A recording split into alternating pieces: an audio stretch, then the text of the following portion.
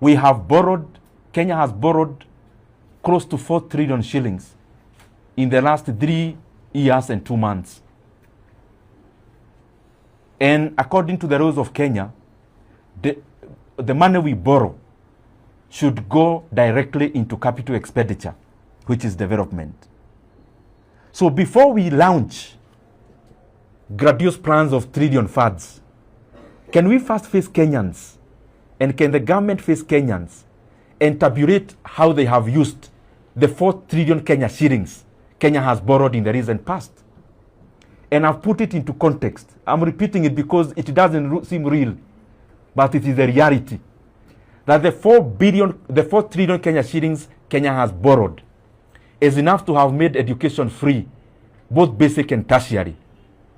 And the change that remains, even if we divide out of the 290 constituencies, we should be having 12 billion worth of completed projects across the country.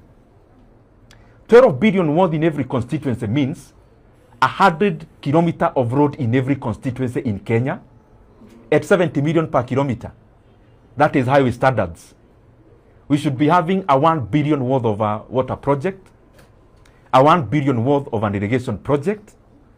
We should be having over 200 schemes completed, electricity rectification schemes, and still we'll be remaining with change.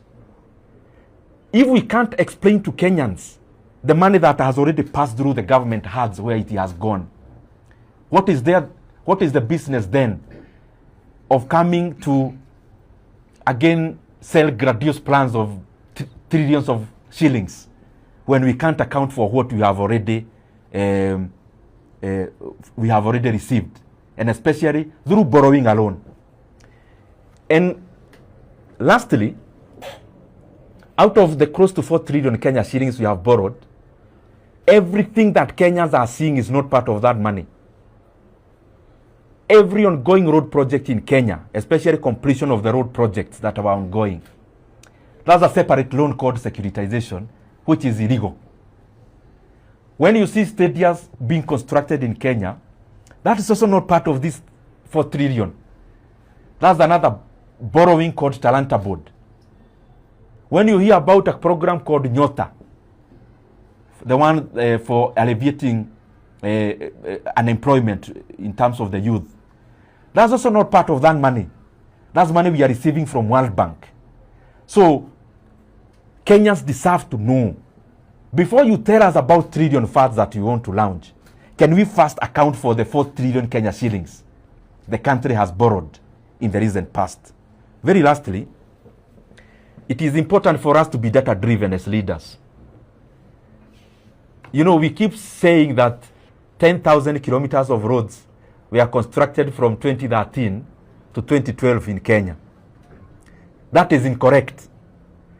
And I would challenge the government to actually tabulate the roads that we keep hearing of 10,000 kilometers of road.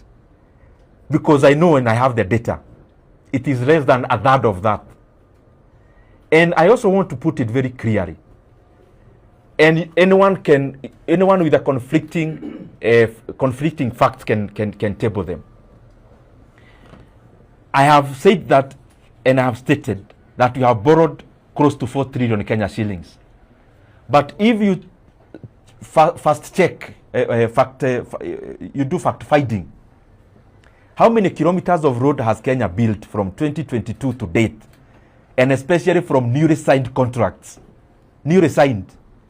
It is less than 1,200 kilometers across the country.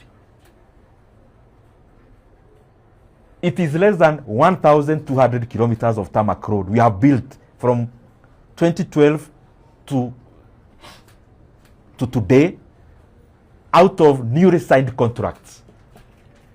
So, my challenge is accountability. Before we talk about trillion shillings plans and funds, it is important we put into context to Kenyans that you have already borrowed 4 trillion shillings, and Kenyans deserve that money to be accounted for. And that is my challenge. That I hope in the launch of that fund, the first preamble will be about being accountable for the amount of money Kenya has borrowed, because this is the burden for Kenyans today and also a burden for Kenyans